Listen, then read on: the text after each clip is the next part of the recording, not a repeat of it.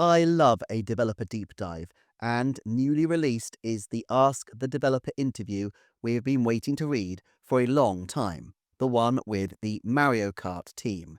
8 long years after we last got a peek behind the curtain at EPT9, the planning team behind not just Mario Kart, but also ARMS and long ago Nintendogs, we now have an insight into their thinking and what has truly been going on all these years.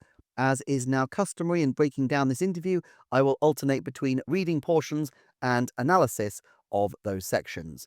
Let's start by introducing the key figures because there are 5 key individuals interviewed here, and each of them have a very interesting history with Mario Kart. First of all, we have Kosuke Ibuki, who at 44 years old has been the key producer in the department for a long time and was in his 20s when he was directing Mario Kart 7. He also directed the original Wii U Mario Kart 8 and was a major advocate for ARMS as producer, even though he wasn't credited as directing it. The man is clearly a rising star at Nintendo, and it is curious that he is credited here not linked to EPT9, but as a producer for the whole department, suggesting that his role cuts across different areas of responsibility. Introducing himself, though, he simply says, "I've been involved in the Mario Kart series since Mario Kart Wii. I was the director for Mario Kart 7 and Mario Kart 8 and have been working as a producer on the series since Mario Kart 8 Deluxe. I also worked on ARMS as a producer." End quote. Alongside him, we have a trio of the leading lights responsible for directing ARMS: Kenta Sato, Masaki Ishikawa, and Shintaro Jikamaru. The fact that these three are still in senior positions in the team speaks well, I think, for the future of ARMS, although it isn't directly referenced here, and perhaps the fact that they have been so focused on Mario Kart means that the next ARMS could be a way off yet. Kenta Sato has a programming and technology background and was credited as the programming manager on the Mario Kart 8 Deluxe Booster Course Pass. Ishikawa's focus is more on art. He was the art director of Mario Kart 8 and appears to be the art director of the new game as well. Then Jikumaru has credits suggesting more of a technology lead role as well, but in fact he accounts for his role as more to do with gameplay design. Let's hear the three of them explain themselves. Sato says, "I mainly provided direction on technical matters. I've been involved as a programmer for the Mario Kart series since Mario Kart 8. Besides that, I also worked as a director for ARMS and was in charge of programming the Wii Sports series. I often work on games that are designed to be fun to play together with everyone." Ishikawa says, "Hello, I'm Masaki Ishikawa, the art director. I was in charge of crafting the game's visual direction. I also worked on Mario Kart DS and Mario Kart 7 as a character designer. I was the art director for Mario Kart 8 and ARMS." Jikumaru says, "I'm Shintaro Jikumaru. Leading the planning team, I was responsible for the general gameplay design. I've been developing together with everyone here since Mario Kart 8 and ARMS." End quote. Rounding out the team is Atsuko Asahi, who has been lending her musical talents to Nintendo games since 2011's Steel Diver and Animal Crossing New Leaf in 2012, but has been working on the Mario Kart series specifically since Mario Kart 8 and is specifically identified here as being with Production Group 9, even though she has kibitzed on other groups' games in recent years, such as Super Mario Maker 2 for EPT 10. She says, "For this game, I was the music lead in charge of arranging tracks and working on various things related to the background music. I've been involved in the Mario Kart series since Mario Kart 8. Besides that, I also composed music for games such as Super Mario Maker 2 and worked on ARMS as the sound director." End quote. Quite a lot of the time recently, we've met teams that are relatively inexperienced, or at least with partnerships of new and old developers. This was the case with the deep dive on Emio and Echoes of Wisdom. That is not the case here.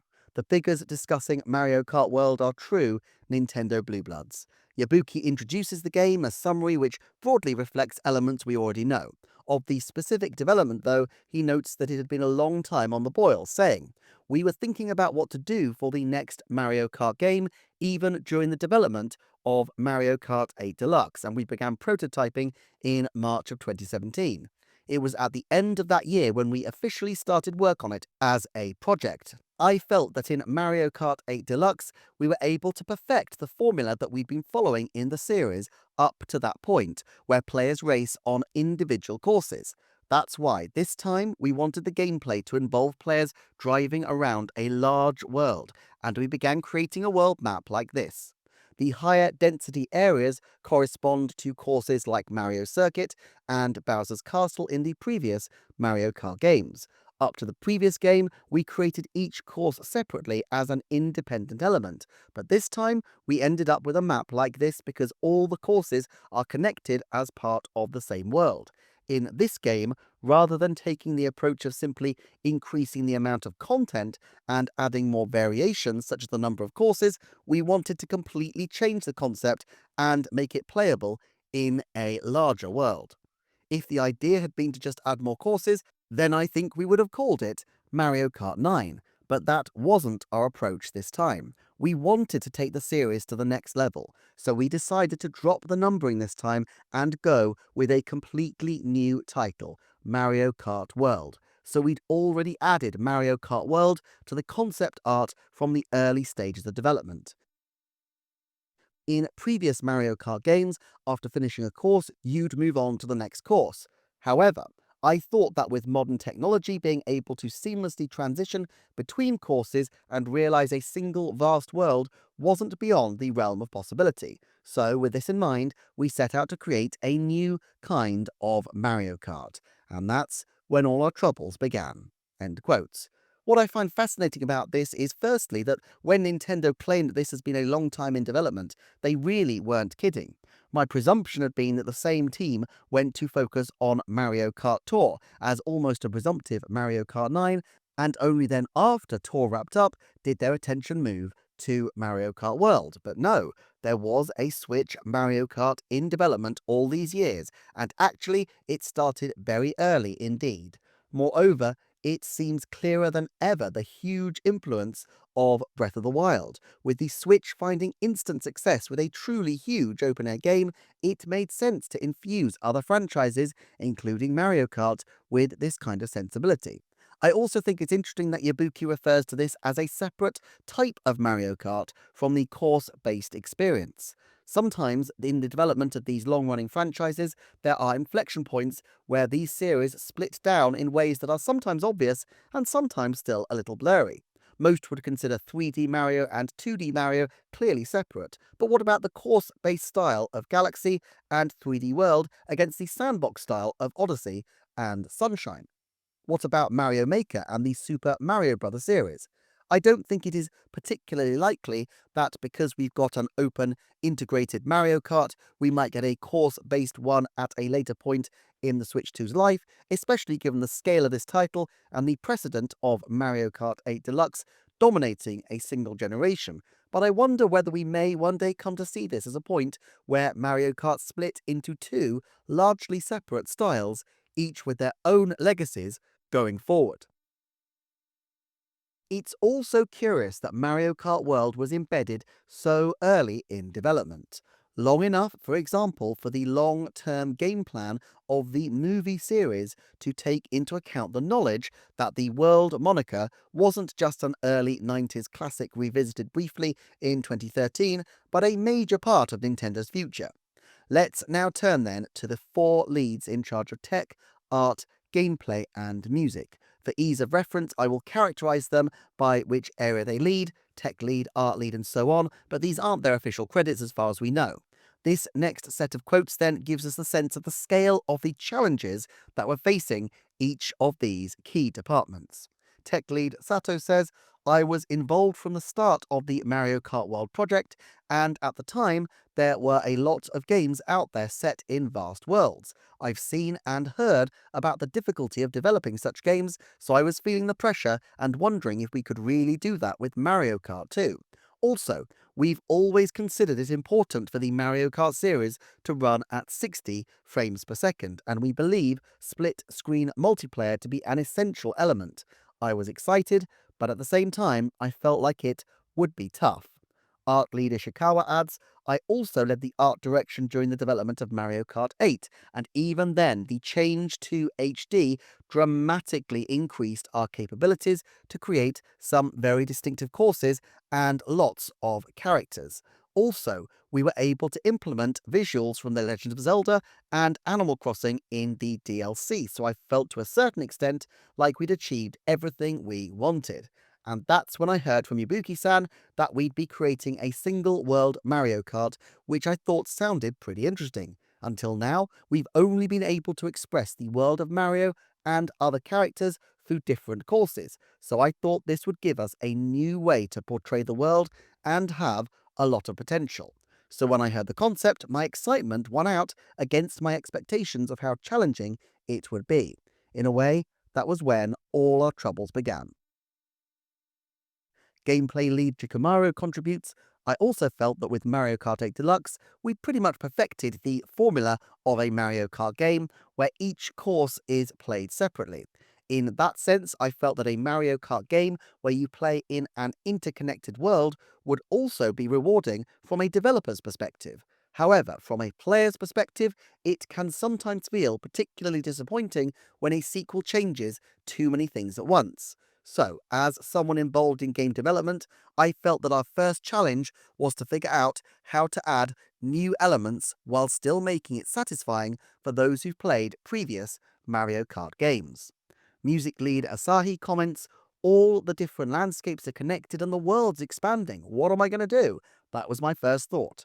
Until then, I'd been composing custom made tracks for each course based on the weather and time of day. But now, with everything being connected and with the ability to drive anywhere, there are so many more things you need to consider. We need lots of sounds to fill the gaps between courses, and because players take different routes and drive at different speeds, we have to assume that the timing of background music transitions will vary. I thought we would never finish development if we approached sound creation the same way as before, and I was worried about whether we'd really be able to get it done. End quotes.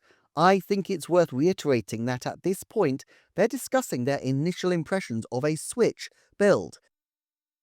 I think it's also significant that this seems to be typical of Nintendo development, where the same principles are put to the prism of one new element, theme, or gameplay concept. Famously, Breath of the Wild explored being open world, or Super Mario 3D World explored multiplayer gaming, and so all the issues here are not emerging from tacking on lots of diverse concepts as a shopping list for what the new title should present, but rather looking at one single core change and then thinking outward to what the limitations and opportunities may be. Indeed, it's not just Shikamaru who is conscious to preserve the satisfaction of the existing gameplay style. As Yabuki commented, we were careful not to change things that have been important to Mario Kart as a series purely because it's now set in an interconnected world. As before, we need to keep the fun of casually playing with family and friends, but also have depth where players can hone their skills against the online competition. Due to it being an interconnected world, we had to remake all kinds of features, and we were often discussing whether features from the last game should stay the same or be changed. End quote. The last section was in response to Jikamaru saying, I think people who've played the series up to now are looking for a Mario Kart game that feels familiar to them, so we wanted to make sure we preserved that. This game has some new features like wall ride and rail ride, but we made sure that you could still have fun playing with just the basic controls without using these new techniques. We implemented and adjusted features with the goal of gathering up all the best bits from past Mario Kart games.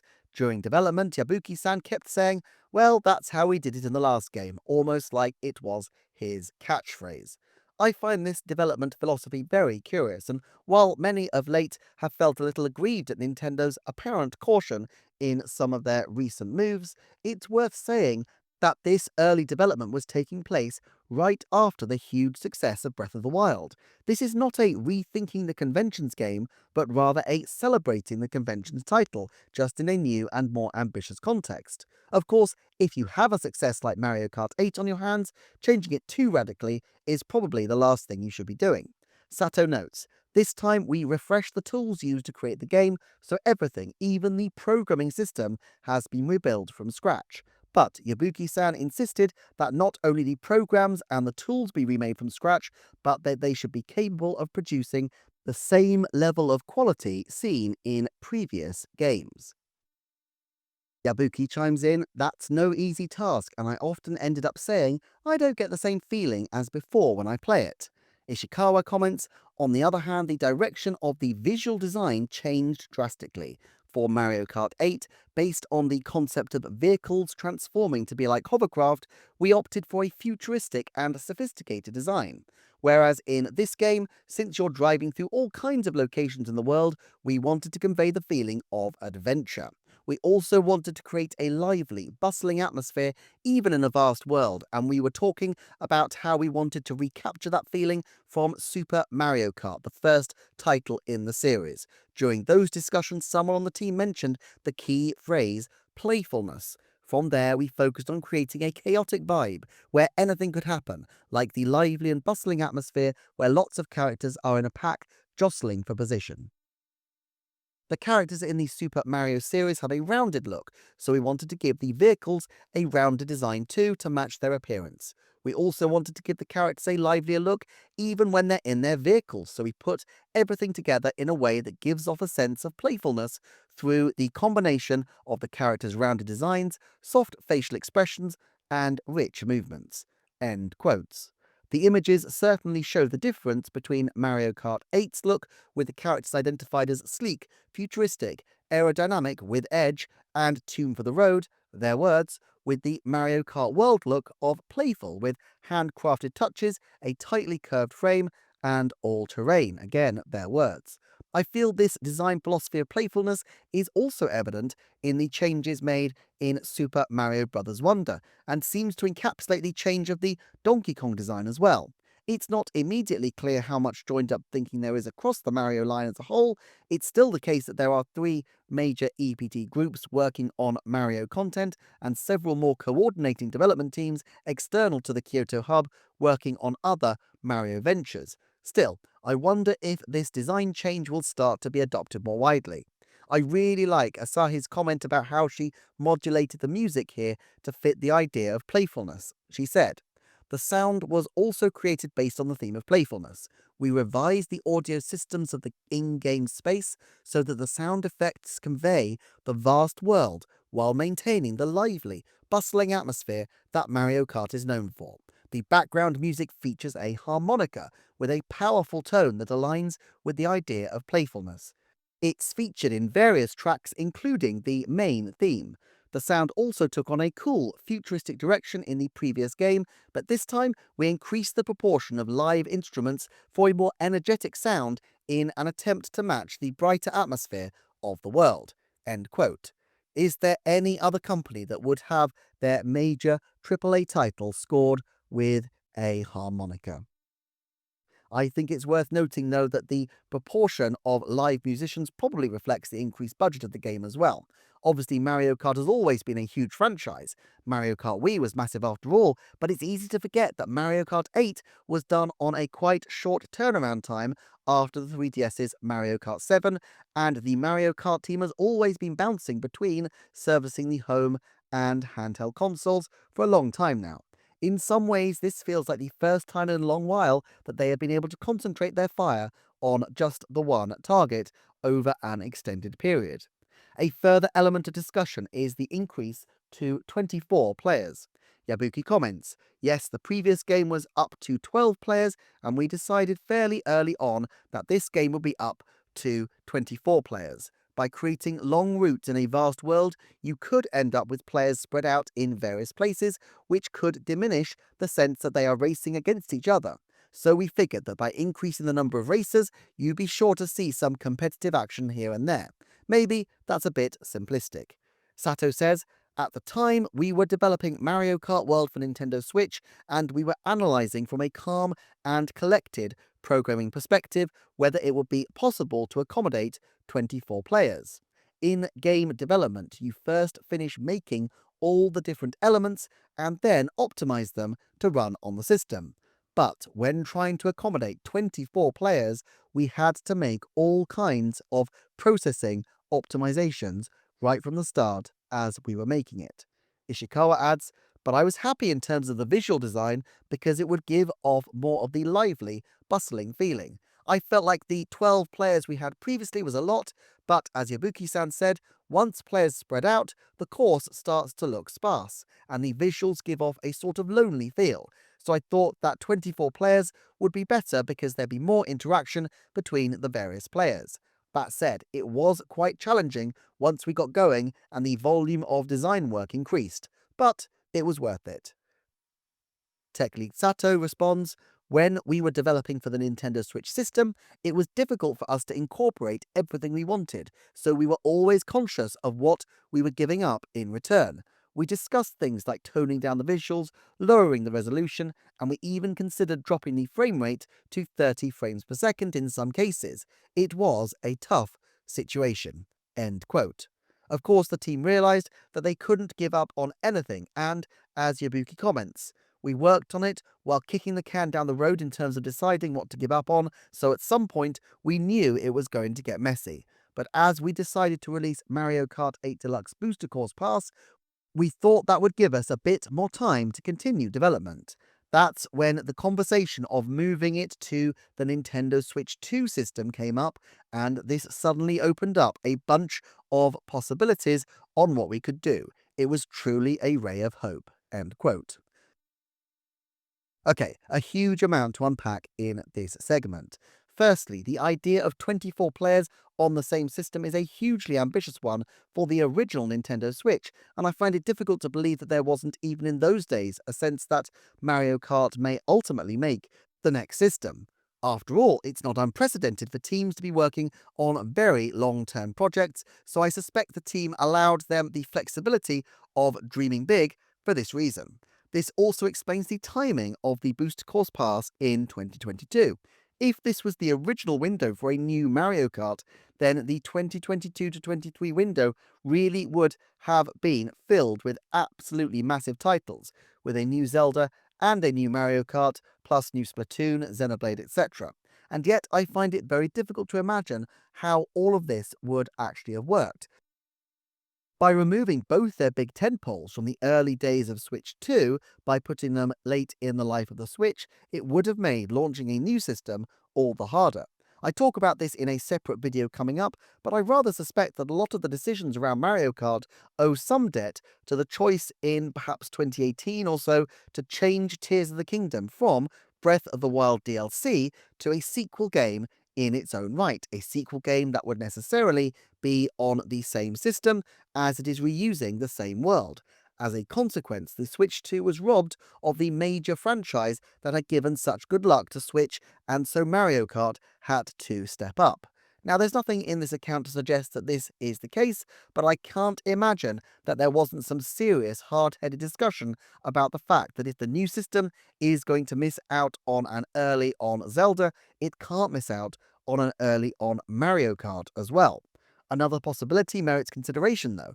2022 and 2023 really now look like the era of sequels. Xenoblade Chronicles 3, Splatoon 3, Mario Kart World, Tears of the Kingdom. While it seems that the talk of a Switch Pro was largely erroneous, based perhaps on the existence of the better Switch prototype referred to in past developer interviews, plus general speculation, it does seem to me that at some point in the late 2010s, the idea of a mid-gen refreshed Nintendo Switch, just like they had a mid-gen refresh of the 3DS, could have been a consideration that was, of course, scuppered by COVID and the chip shortage in 2020. And I mention all this to put into context Sato's talk about when the idea of Switch 2 being the target machine came into play. Sato says of focusing on Switch 2, Yabuki-san first brought it up around 2020.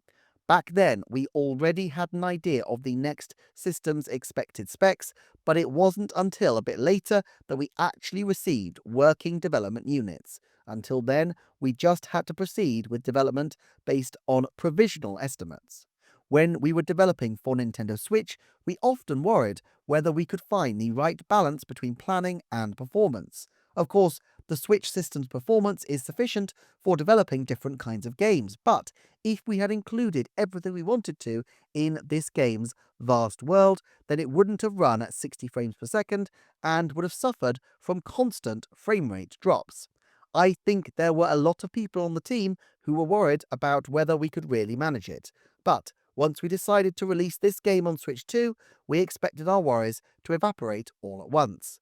I remember being overjoyed when I discovered we could express even more than we'd originally set out to. End quotes. 2020, of course, is within a year of the development of the new system starting up, but after the Zelda title was definitely known to be a sequel. At any rate, the joy that he speaks of is difficult to interpret too closely, given that this interview is, after all, effectively part of the marketing for Switch 2, and so they're hardly going to say much different. But it does make sense of the idea that the game was always going to push the Switch to the max if it weren't to cross over to Switch 2. Ishikawa comments, of course, the graphics needed to be more detailed, but like Sato-san, I also felt like it was outweighed by the sense of relief. From the beginning, the designers were saying that they wanted to make the art richer, so I thought we could achieve that now. For example, team members who were creating the terrain and the scenery were really happy because they could now place more trees, which were key to giving the world a more natural look.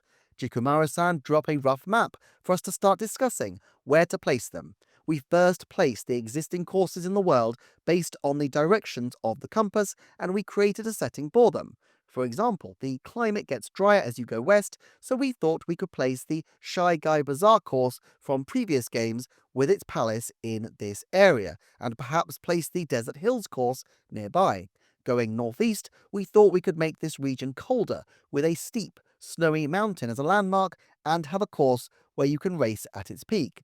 When designing courses based on the climate, we also tried to be creative so that the routes that connect courses are seamless and the scenery around you changes before you know it.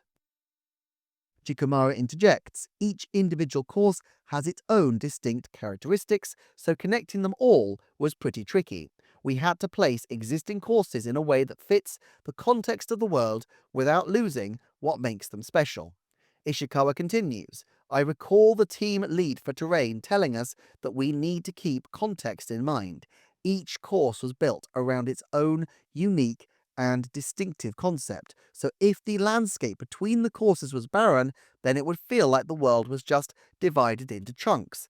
That's why it's important to establish a context that connects them in a way that feels natural while making use of contrast to create surprises. For example, we thought it would be good if, from Mario Bros. Circuit, you could keep driving down a wide road like Route 66. The scenery would gradually thin out, while up ahead you'd see a landmark that resembles Monument Valley, and the road would ultimately connect to a big city.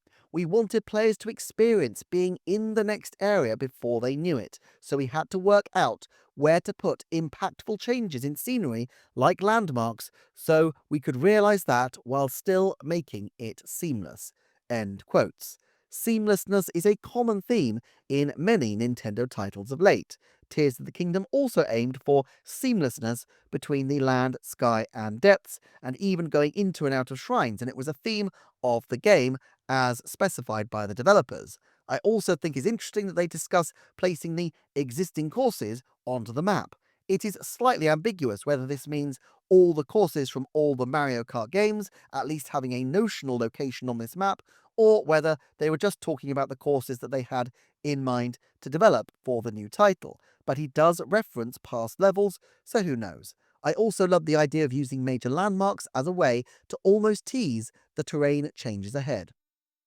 On music, Asahi comments, first we created music for the courses like we've always done before, and then thought about what to do for the roads outside the courses. We decided to have two different kinds of music depending on how you're playing. For the Knockout Tour mode, we started off by simply trying to connect the course themes, but that approach didn't work well. It ended up sounding weird because the tracks have different tempos and beats, so we decided to find a way to end each of the course themes even though they're connected by the route. Video game music often plays on a loop, And in this game too, the same music keeps on playing if you're driving laps around a course. But for Knockout Tour, as you get closer to the next course, the music transitions to the outro so the theme ends nicely. We also created a new intro for each course theme, which starts to play shortly before you reach the gate, building excitement. Then, as you actually pass through the gate, it changes to the theme of the course you've entered. By repeating this, it feels like a medley is playing along to you live, creating a sense of immersion. For other modes like free roam, we prepared lots of music in addition to course themes and made it so the game would automatically select the right track depending on the situation. During development, we called this the jukebox. For this, we created lots of arrangements of music composed for past Super Mario and Mario Kart games, altogether over 200 for the jukebox. These are all brand new arrangements, and we also did live recordings. We prepared pieces from quite a wide variety of musical genres. I believe those who are well versed in video game music, as well as those who aren't, will enjoy listening to them. End quote. What I find interesting is that Asahi is pioneering a system of music that has basically never been a consideration for Nintendo before. The only truly seamless open worlds that Nintendo have had are Xenoblade Chronicles X and the Zelda of the Wild games. The former has more location-based music, while in Zelda, the music is used far more sparingly and is overall more naturalistic. But the bombastic, joyful music of Mario Kart would have created far greater difficulties when multiplied across with the weather effect and terrain in terms of considering which tracks to play. Of course, the question is whether a similar music system will return in other potential open world games. It's difficult to imagine Mario being able to get away with the nuanced music of Zelda, and even the next Zelda may want to recapture the musical majesty of Wind Waker a bit more, meaning that a jukebox approach might prove sensible. Ishikawa also shares some beautiful sketches of the locations at different times of day and explains, whenever designers get the chance to create such a vast world, they tend to become bold and adventurous, fully aware that it means a much higher volume of content that they need to work on. What if we could make the scenery in this interconnected world change with the time of day? What if we could create a world that looks as if people actually live there? We thought this would be so nice and make the game so full of emotion that it led to the creation of sketches like these. Jikamaro adds, but we spent a long time discussing with the team whether we could really implement time and weather changes.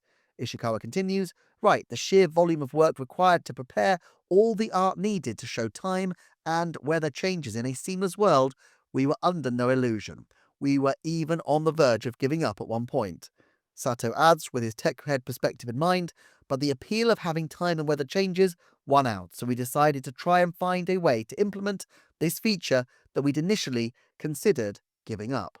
Yabuki comments, also in terms of course design, if the time of day and weather are fixed, then it's easier to create the clearest path under those conditions. But even just with changes in brightness or the angle of the light, we have to check multiple variations and adjust them accordingly.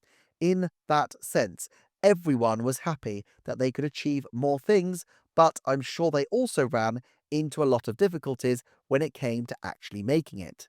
Ishikawa confirms, yup, it was even worse than we imagined, but the graphics programmers were also determined to create something good and worked ambitiously to make it happen, rallying support from various people. Sato says the programmers were also worried about how they were going to work together to handle this volume of content. We knew what we wanted to do, but the big challenge was working out how we could actually complete it. That said, we thought it might be possible if we could change our development approach in a way that reduces the workload. End quotes. One observation to make here is that while many fans of AAA titles note that Nintendo's offerings are generally not on the same scale as other developments, I don't think this takes into account the multiplicative properties of the gameplay. The testing load of having so many combinations here in the gameplay is absolutely vast, and while weather is hardly new in games, the degree to which it affects the characters is because Nintendo makes so many of its gameplay mechanics experiential. Whereas there are plenty of games which don't play much different, except superficially, whether it's rainy or sunny, day or night. Nintendo's top titles are never going to be those sorts of games, and this does put them at something of a disadvantage in that multiple variants of one highly refined area are in some respects less flashy on a marketing campaign than a huger but less refined one, and this is the kind of difference we tend to see in Nintendo's AAA games. Having said that, it seems that the transition was a rather short one. Let's hear the next exchange. Jikomaru says, "We designed it so that a day in the game passes in around 24 minutes. You easily get a sense of how time passes in the game since it happens faster than in real life. But the time doesn't progress evenly, does it?" Ishikawa explains, "At first we made the colour of the sky gradually change over time, but in many cases we considered the time and scenery together. For example, we wanted players to be able to experience the desert at night. In this case, where there's a particular scene we really wanted players to see, we didn't think such a feature would work, as players might drive through that location at the rather bland time between evening and night. So I discussed this issue with the programmers, and we decided to focus on the most appealing times of day and dramatically shorten the transitions between day and night." Yabuki adds, "Rather than having the time change in accordance with the real world, we prioritized it working well with the gameplay. Besides that, in terms of weather changes, sometimes it will rain or snow, or there might be a flash from the lightning power-up followed by a sudden change in weather. For these kinds of things as well, we were thinking about how we could make a lasting impression on players and what kinds of effects would be fun for them as they drive around. For the background music, we took songs from a variety of previous Super Mario games and arranged them into fun driving tunes, which I think will add extra layers of enjoyment for players." Asahi says, "The jukebox feature will have you racing towards Bowser's castle while listening to Bowser's Road from Super Mario 64, or going for a nighttime spin while soaking in the Rainbow Road theme from Super Mario Kart. During the daytime, various bright and cheerful tracks play. In the evening and at night, the arrangements are more chilled. We recorded a band arrangement for the staff credits theme from Mario Kart DS in a style that fits this new game, and I personally was really moved when I listened to it driving around during the game's evening scenes. You can enjoy it even without knowing the original tracks, but I think someone with fond memories of playing Super Mario games will feel a wave of nostalgia listening to these tunes as they drive around." End quotes. So I must admit, I quite like the sunset and sunrise periods in games, so it's interesting that they view these as rather bland, but equally I can see that programming in bespoke content for shorter sections of the day would feel counterproductive, and making the day and night richer and better does make sense. Okay, let's hear about some mechanical issues from Gameplay Supremo Jikomaru. "Mario Kart is a series of racing games that has placed a lot of emphasis on drifting over the years, so the courses were designed with lots of bends. But in this game, since you're driving around an interconnected world, we needed to make it fun to drive not only around corners, but also in a straight line. For example, when going from point A to point B, we tried placing lots of bends along the way, like we always do. But with too many bends, you lose sight of your destination. Then your goal of traveling from point A to point B becomes more difficult.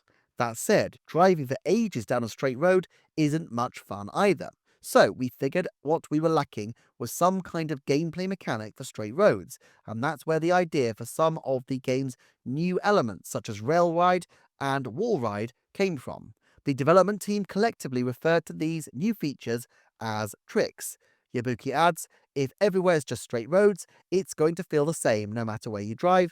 And Jikomaru continues, "With such a vast world, we thought it'd be a shame if you were just driving in a straight line the whole time.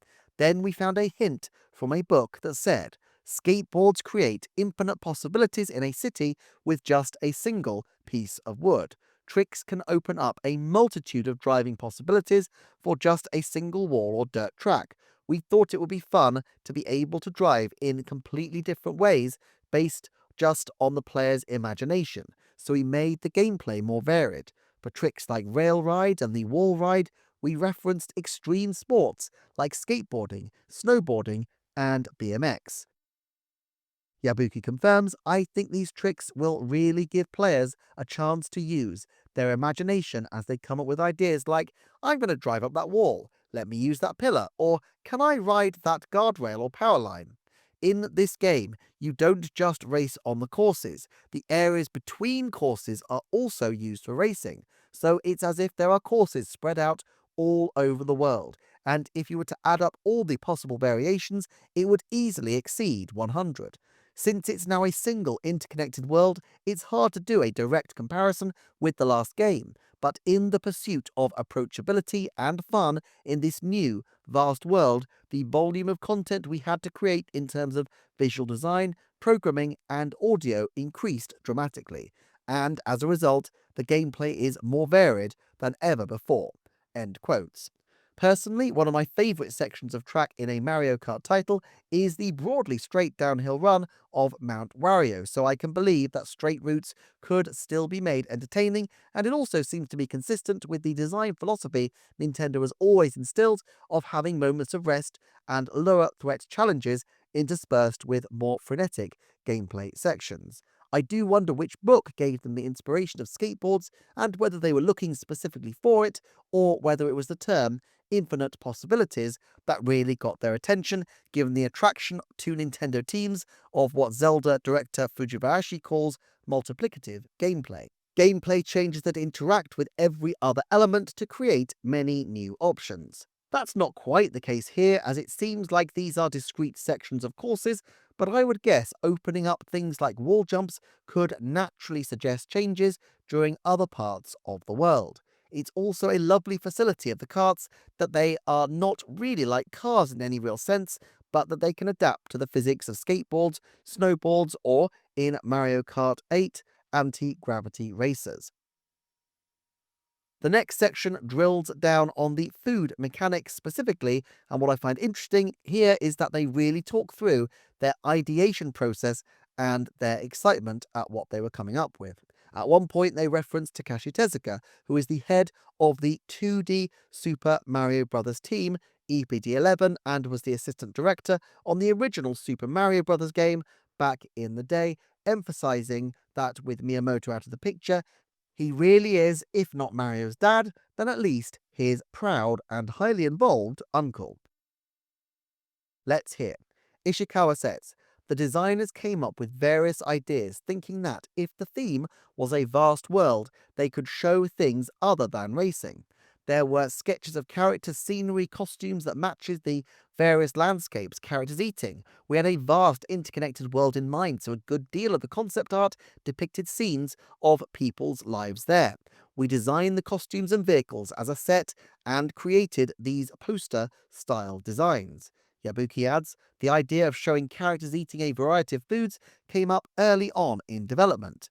And Jikamaru continues, if you're travelling through a vast and diverse world, you can't leave out the local food that's unique to each place. But actually, we did consider removing the food feature at one point. Incorporating it into the game means adding not only the food itself, but also the stores that sell it and the staff that work there, which would mean even more content.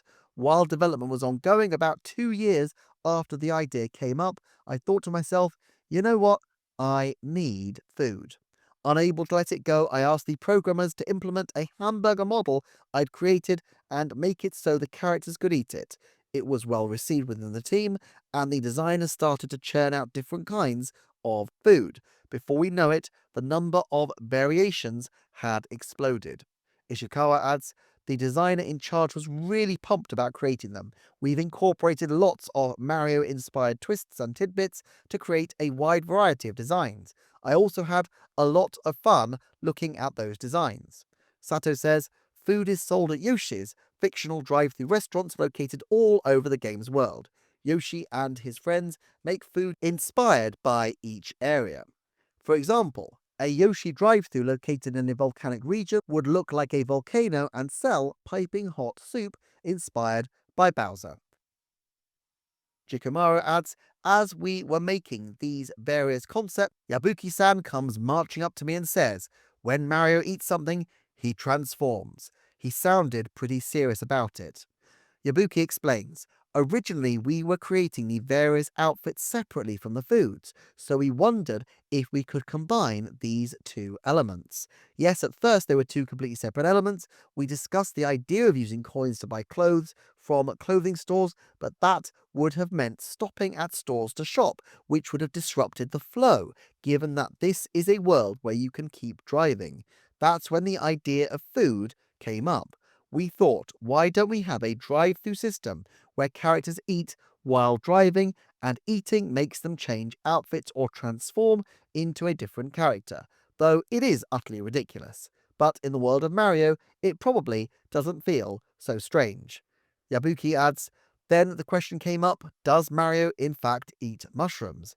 Jikamaru responds, so in the midst of development, we went up to Tezuka-san and asked him to confirm, is Mario actually eating those mushrooms? Yabuki says, that's right, and Tezuka-san answers, yeah, he is. Jikamaru says, plus the idea of eating food from a particular region and then changing into an outfit associated with that region fits the game perfectly. As you're racing, it's a real delight to see players changing one by one into the local outfit for that area. Yabuki says, not all characters have outfits that change by eating food, but some have a variety that you can pick up while driving around and eating, so we hope this will be a good incentive for players to try out different characters. End quotes.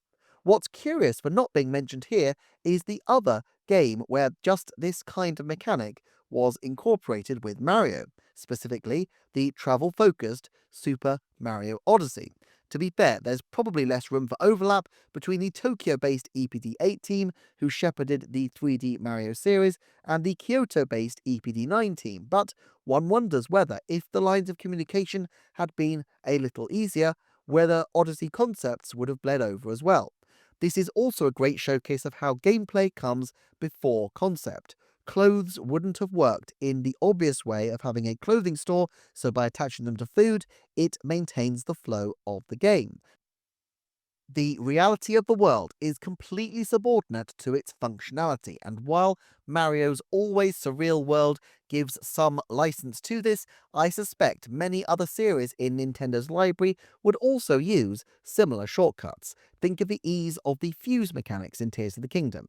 At the end of this section, Yabuki talks about incentives to try new characters. I have a separate deep dive into the privacy documentation, but suffice to say that they explicitly cleave to themselves the right to check out game details such as which levels you're on, and it's hard to imagine that this doesn't include snooping to some degree at least on which characters are being used and which are being ignored. Mario Kart 8 Deluxe had a huge roster of characters, but I have to say many of them felt rather samey in everything but look, and I tended to only use a handful. It's nice visually for people to have their old favourites, especially with 24 races available, but I think it was definitely a point of development from the first title to give more reasons to try out diverse characters. And speaking of diverse characters, of course, one of the absolute highlights is the bovine brilliance that is Cow. Let's hear Yabuki delve into this one. In previous game series, Cow was part of the scenery or an obstacle on one of the courses, but when we were working on an early version of a course in this game set on a ranch that players can drive through, this sketch came up. Ishikawa adds, each new Mario Kart game features new characters to race with, but since we added so many to the previous game, we wondered where we could go from there. And then one of the designers came up with that silly sketch of Cow cruising along, and I thought to myself, this is it. So that's when we realized the course surroundings actually contained a lot of untapped resources. The character designer quickly put together a prototype of Cow that could race, and surprisingly it didn't feel out of place at all. So we thought maybe we could include other obstacle characters and decided to add Cheep Cheep and Pokey as racers. As a result, the idea of taking obstacle characters usually found in courses in past games and having them participate in races made sense to me in terms of an interconnected world. Sato says, we called these types of characters NPC drivers, in other words, non-player character drivers. Yabuki says, so it was like they're NPCs but they're playable? Which is it? It's pretty funny to see a four-legged cow holding onto motorcycle handlebars with her front hooves. Ishikawa adds, but when she jumps, she strikes a proper quadrupedal pose, so I'm pretty sure Cow is still in touch with her animal nature. Jikamaru says it was thanks to the introduction of various NPC drivers that the idea to have Kamek appear as an item was born. When Kamek casts a spell, the racers are transformed into playable NPCs, so one by one they might all turn into cow mid-race. I think it turned out to be a unique item that has never been seen before. In fact, Cow is a character who's inspired lots of different ideas, including obstacle characters like Camel and Giraffe. Ishikawa adds Cow is actually a pivotal character in the Mario Kart series. And Asahi says, on the other hand, when previously non-playable characters like Cow became playable, it means giving them new ways to express emotion, which must have been difficult for the voice lead. We were conscious of depicting the personalities and characteristics of NPC drivers in a way that doesn't look inferior to classic characters like Mario. The voice team members went through a lot of trial and error in the pursuit of the ideal sound. In addition to more characters, this game also has a wider selection of vehicles for characters to drive, so it was a huge task to create engine sounds that matched the characteristics, such as the appearance and structure of each vehicle. We tried out a lot of different sounds in our search for something ideal. We'd even used croaking frogs and beating drums. End quote.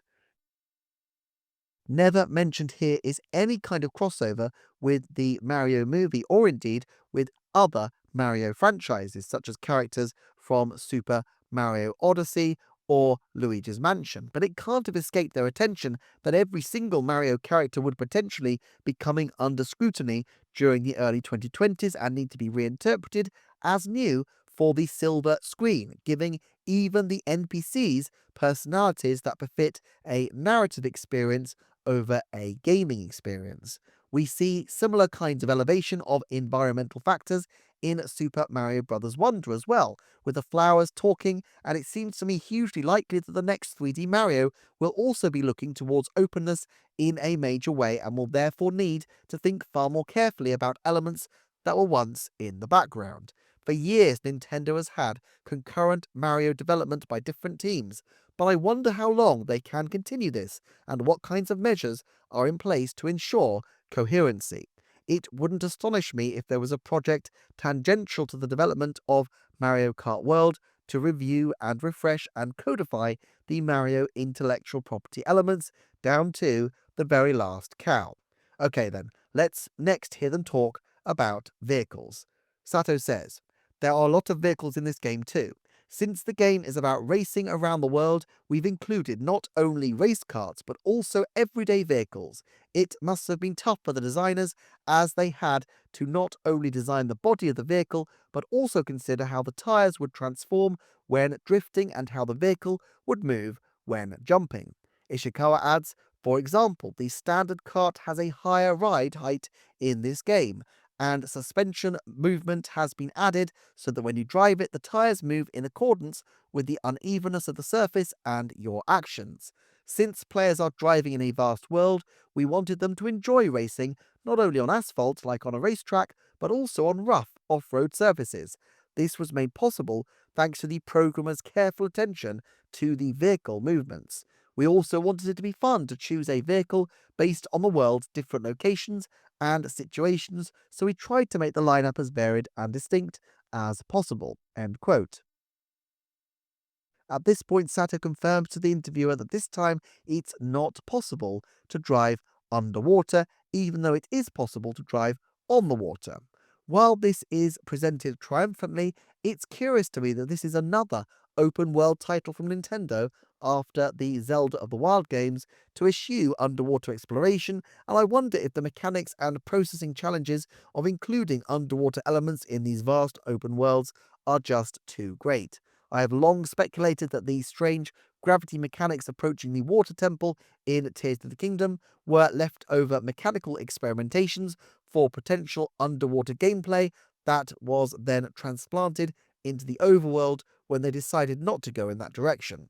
However, a fringe benefit of all this is that they explicitly reference Wave Race in terms of the return of the wave mechanics.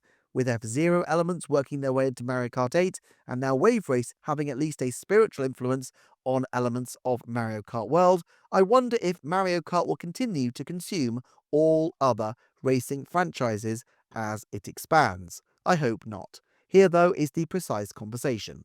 Sato says, "Since you drive on water, we put a lot of effort into the wave graphics too. Not just how they look, our up-and-coming programmers also implemented simulations such as ripples spreading when something drops in the water or waves appearing after a vehicle passes through. They made it possible to create waves on demand. This game has enemy characters that create waves when they attack, so we were able to incorporate players jumping on those waves into the gameplay." Jikamura adds, "Racing on water is something this game has in common with Wave Race 64. Ishikawa says that's right. When it came to the jumping action, Jikamura-san, you were very particular about the whitecaps of the waves, right? Jikamura says, you noticed that. If you want an exhilarating jump on a wave, you need to be able to see the crest of the wave to gauge the timing of your jump. But with regular wave visuals, it's hard to tell where the crest of the wave is. That's why I asked for white foam or whitecaps to be added to the crests. I was like, I don't see any whitecaps on the waves." Then the programmers would say, "How about now, Jikamaro-san?" And I'd be like, "I still can't see it, just a little more." We went back and forth like this for a while before the job was done. The programmers really worked hard. Thanks to that, I think jumping on waves has turned into a nice little gameplay element. Jikamura adds, "While we continued to work on this, the designers started to request different ways to express water, not just from a gameplay perspective, but also in terms of the visual portrayal of beaches and shoals." Ishikawa says, "I wanted to show the shoal floor through the crystal clear water. At first, we were worried that we wouldn't be able to show the shoal floor because it was demanding on the processor, but our programmers made improvements here and there, and we were able to make it happen. Even with the familiar Koopa Trooper beach course, we were able to create the visuals we wanted to show. Thank you for that, Sato-san." Sato says, "Because we were so particular about this, the designers needed to toil away to make the shoal floor visible, but thanks to their efforts, it improved the quality of the graphics." Music leader Sahi says, "Unlike driving on land, when driving on water, the vehicle bobs up and down along with the movement of the water. The sound is designed to correspond to the vehicle's movement and orientation. It was created with great attention paid to even the most delicate sounds, so please listen out for it when you're driving on water."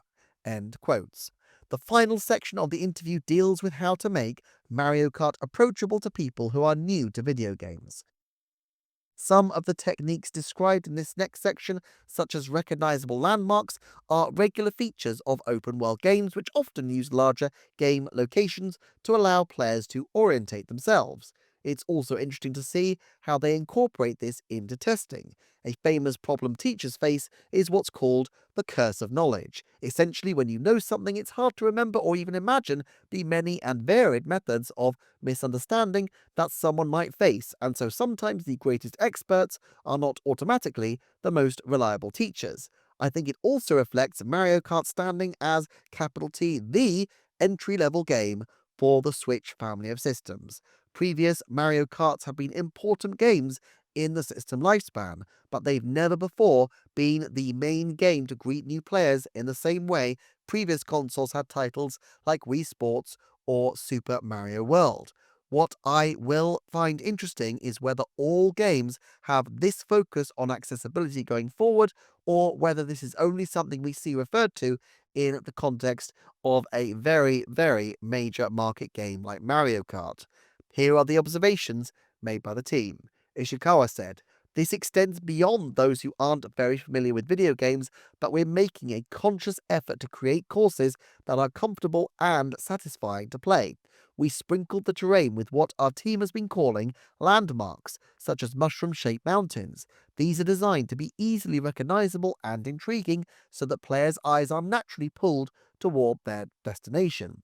We could just have used arrows to point players in the right direction, but that would have just made the world feel cramped. We felt that it was important for players to be able to sense which direction they should be heading while racing, so they think to themselves, looks like a right turn is coming up. Ibuki adds, everyone kept saying, we'll put up signs later.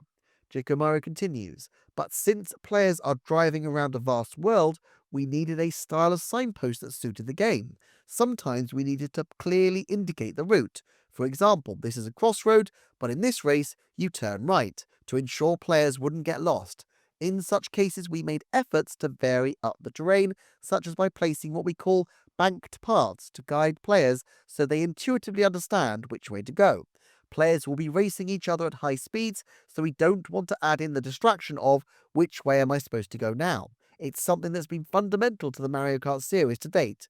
I've been working on the Mario Kart franchise for a long time, so I think I've got a good sense for how advanced players might think. But newcomers to the series, or those less familiar with video games, might get stuck in places that we as developers didn't expect. So, when designing gameplay in any game, not just this game, it's important to have less experienced players test it out. Some members of our development team aren't that good at Mario Kart, so we've marked them out as our favourites. We handed the game to a developer with just the right degree of unfamiliarity and said, off you go. We had them play next to us, and we were like, oh, so you don't get that. Interesting. Sato added, wait, are you talking about me? And Jikamaru confirms, it's true. Sato-san is one of my favourites. In particular, we felt we needed to see people like him play the P-switch missions that come up in this game's free roam mode. Unlike traditional courses where we've accumulated a lot of know-how, the P-switch missions were our first attempt in this game at something like this, so we particularly valued the feedback we got from those who played them. We got people who aren't good at Mario Kart to actually play it, and we were like, yep, we thought that part might be challenging. By repeating this process, we made improvements so that even those less familiar with games can enjoy this title. Asahi adds, P-switch missions involve going from places you normally wouldn't, or repeating actions you wouldn't often perform. But when you go back to racing after completing a mission in free roam, you'll realize, hey, I know another route here, and feel like you've improved a bit. Chikamaru says, in Mario Kart, we think it's best for players to discover different ways to play as they drive around. So one of our goals was for players to naturally pick up skills as they play through the missions. Yabuki says, our commitment to approachability extends beyond the gameplay itself. The Mario Kart series often brings people together during the holiday season who wouldn't usually play games, so we've designed the menu screen so that you can select the number of players and get started right away. The world's much bigger in this game, and there are loads more things you can do, but we didn't want it to become so complicated that it takes ages just to start a game. Sato says the Smart Steering Assist feature from Mario Kart 8 Deluxe has also been improved. When it's activated, you won't fall off the course or get lost, so even small children or those less familiar with video games can make it to the finish line. Yabuki adds, we've also created a Joy-Con 2 accessory wheel for Nintendo Switch 2, so it's intuitive even for those who aren't used to steering with a control stick, and they can enjoy the feeling of driving a kart. The colours are also specifically designed for Switch 2, and the magnets make it easier to attach to the Joy-Con 2 controllers. In this game, you can go for a drive with friends in free roam mode, or take pictures together in photo mode, and I think the addition of game chat offers you even more possibilities. Other players can share their screens with you, so you can say things like, I see you in the desert, I'll swing by. Also, in previous Mario Kart games, you could see your opponent's names above their vehicle, but if you're using a camera for game chat, they can see your face in real time. If everyone uses camera, it makes it easier to see who's playing as each character, but it's also fun to see the other person's expression when you hit them with an item. Ishikawa calls it that mild look of despair. Yabuki continues, since the very beginning, Mario Kart has been a game you can enjoy with others in split screen.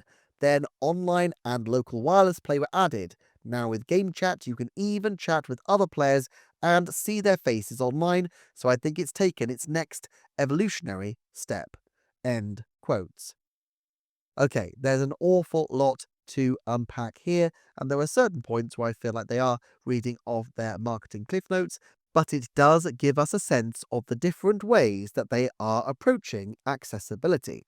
We have gameplay mechanics and making sure that these are not too off-putting for people. We also have minimizing the points at which casual, distractible players during a holiday season can end up ducking out of the experience by making the title screen to playing journey incredibly short, so that hopefully more people will get into Mario Kart. And of course, game chat does fit in nicely with this style of game. There seems to be some effort to make this a social portal as well, with the idea of meeting up in-game in specific locations, and while you can imagine the absolutely outsized appeal of this kind of thing during COVID, I also think long-term this could be something that becomes popular again, especially as Mario Kart continues to expand and expand.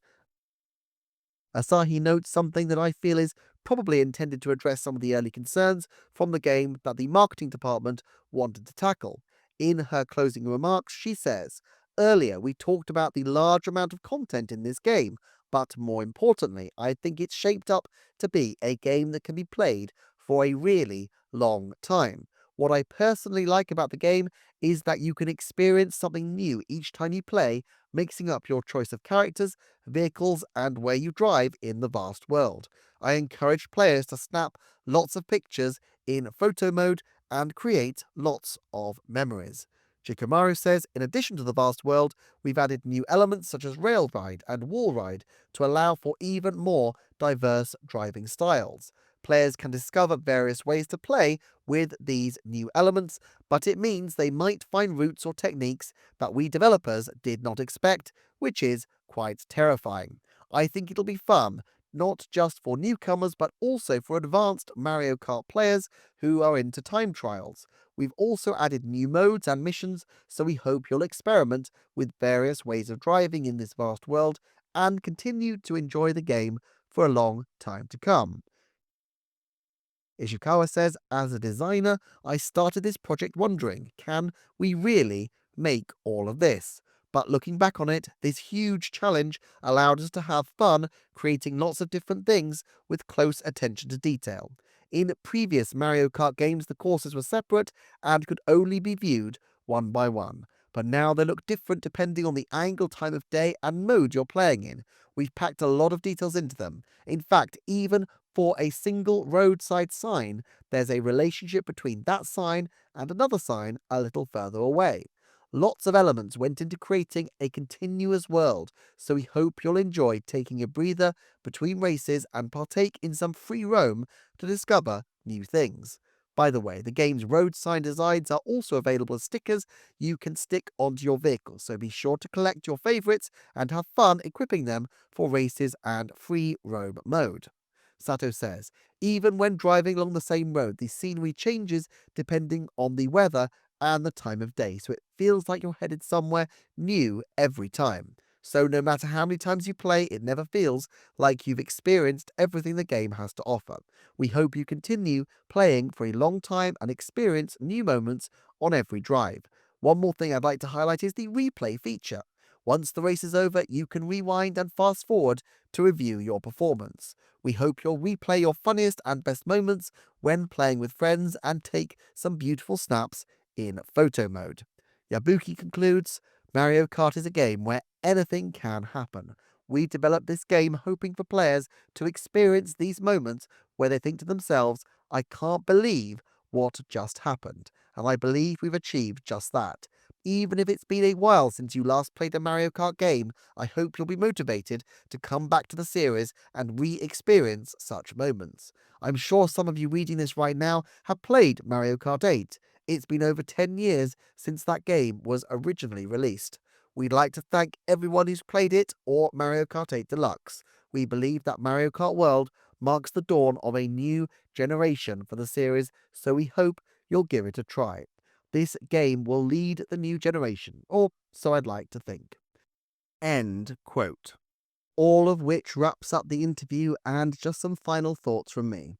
While I wouldn't necessarily bet on it, the fact that the Tears of the Kingdom team held back something as massive as the depths from the trailers for that game makes me suspect that there will be other crazy surprises held back in Mario Kart World to avoid spoilers. Although, if this is the case, it speaks well of Nintendo's confidence that even when accosted with quite stern words about their pricing, they decided to hold back surprises and not use those surprises as part of the counter argument.